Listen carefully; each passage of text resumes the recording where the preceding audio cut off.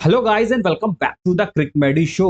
दोस्तों, जब से promotion and regulation of online gaming bill 2025 Lok Sabha और राज्यसभा में पारित हुआ है, उसके बाद से सबसे ज्यादा चर्चा का विषय यही है कि जो भारतीय क्रिकेट टीम है उनका टाइटल स्पॉन्सर है ड्रीम 11।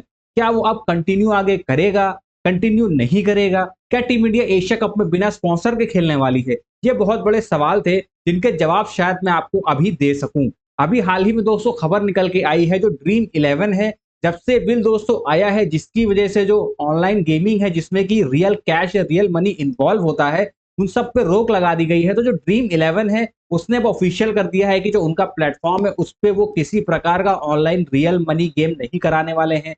जितने भी उनके कॉन्टेस्ट थे जिसमें पैसा लगाना होता था और उसके बदले में करोड़ों रुपए जीतने का जो आश्वासन दिया जाता था, जिसमें लोग जीतते भी थे, वो सब चीजें उनके प्लेटफॉर्म से अब हटा दी गई हैं। अब इस पे अगर आपको फैंटेसी स्पोर्ट्स खेलना भी है तो उसमें सिर्फ आपको कोई भी पैसा नहीं देना है, एंजॉयमेंट के लिए खेलना चाहें तो आप खेल सकते हो।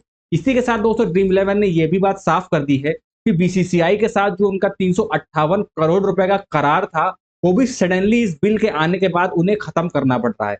तो ऐसे में दोस्तों ये चीज तो साफ है कि एशिया कप जो कि 8 तारीख से शुरू होने वाला है, उसमें कहीं ना कहीं आपको जो टीम इंडिया है वो आपको शायद बिना स्पॉन्सर के खेलती हुई दिखाई दे। जो उनकी जर्सी है जिसमें बड़ा बड़ा यहाँ पे टाइटल स्पॉन्सर का नाम होता है, शायद अब वो इस सीजन आपको नहीं दिखाई देगा। मगर दोस्तों ये भी बात साफ है कि अचानक से ऐसे किसी टाइटल स्पॉन्सर का एग्जिट करना किसी भी टीम की जर्सी से या किसी भी क्रिकेट फ्रेटर्निटी से उस कंपनी के लिए तो नुकसानदायक है ही, साथ जो क्रिकेट फ्रेटर्निटी है या फिर आप एग्जांपल ले लो बीसीसीआई का, तो उनके लिए भी नुकसानदायक है। ऐसे में दोस्तों खबरें ये निकल कर आ रही है कि कई कंपनीज हैं जिन्होंने इंटरेस्ट दिखाया है टीम इंडिया की टाइटल स्पॉन्सरशिप के लिए, और उसमें सबसे आगे दोस्तों जो चल रही है वो चल रही है टोयोटा। जो कि हम सभी जानते हैं कि जो ऑटोमोबाइल इंडस्ट्री है उसकी लीडिंग जाइंट्स में से एक कंपनी मानी जाती है, जिसकी बहुत बड़ी मार्केट वैल्यू है और जिसका अरबों खरबों का कारोबार है। रिपोर्ट से दोस्तों ये भी बताया जा रहा है कि एक फिनटेक स्टार्टअप कंपनी है, वो भी लगी हुई है अपनी बिड डालने में, वो भी अप्रोच कर चुकी है बीसीसीआई के सामने कि भाई वो भी चाहते हैं कि बीसीसीआई की वो टाइटल स्पॉन्सर बने क्रिकेट टीम के लिए। रिलायंस जियो जो है वो भी इस मिक्स में है, ऐसा नहीं है कि रिलायंस कहीं से पीछे है।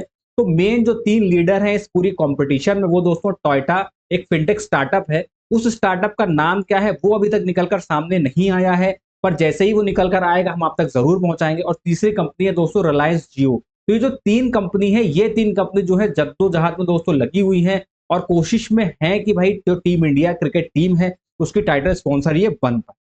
हालांकि दोस्तों खबरें ये भी आ रही हैं कि जो भी कंपनी होती है जो टीम इंडिया का टाइटल स्पॉन्सर करती है, कहीं ना कहीं उसको बैकलैश झेलना पड़ता है, उसके मतलब कि बैंड बज जाती है अगर मैं सही शब्दों में कहूं। क्योंकि इतिहास है, अभी अनफॉर्चुनेट है कि ये एक जिंक्स टाइप का हो गया जो टीम इंडिया के साथ ना चाहते हुए भी जुड़ रहा है, क्योंकि एक पैटर्न सा बनता हुआ चला गया है कि जब से सहारा टीम इंडिया का टाइटल स्पॉन्सर बना था उसका हम लोगों ने डाउनफॉल देखा। सहारा के बाद दोस्तों स्टार बना, उनका डाउनफॉल हमने देखा। ओप्पो बने थे, उनके साथ भी कुछ ना कुछ दिक्कतें हुई।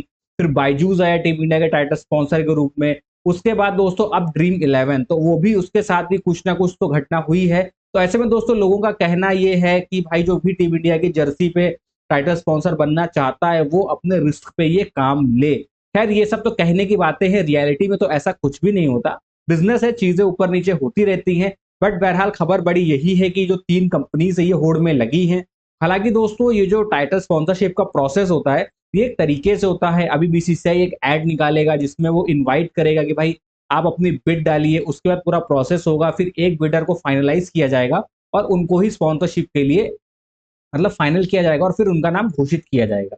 पर दोस्तों ये भी कहा जा रहा है कि भाई ये जो प्रोसेस है शायद से थोड़ा फास्ट पेस पे हो। जो रेगुलर बाकी प्रोसेस होते थे अभी तक जो चलते आए हैं वो थोड़ा सा टाइम टेकिंग होते थे, स्टेप बाय स्टेप होते थे। मगर क्योंकि एशिया कप पास में है और ये ऑल ऑफ अ सडन चीज हुई है कि भाई जो उनका टाइटल स्पॉन्सर था जिसका करार कुछ टाइम तक था, 2026 तक ड्रीम 11 को टीम इंडिया का टाइटल स्पॉन्सर रहना था, बट अभी वो नहीं है, ऑल ऑफ अ सडन उनकी एग्जिट हो गई है। तो ऐसे में जो ये पूरी प्रक्रिया है बहुत फास्ट पेस होगी, बहुत तेजी की रफ्तार से होगी और बहुत जल्द आपको पता चल जाएगा कि क्या वो टीम इंडिया की जर्सी पे आपको टोयोटा लिखा हुआ दिखाई देगा या फिर आपको किसी फिनटेक कंपनी का नाम दिखाई देगा या फिर रिलायंस जियो का नाम होता हुआ दिखाई देगा।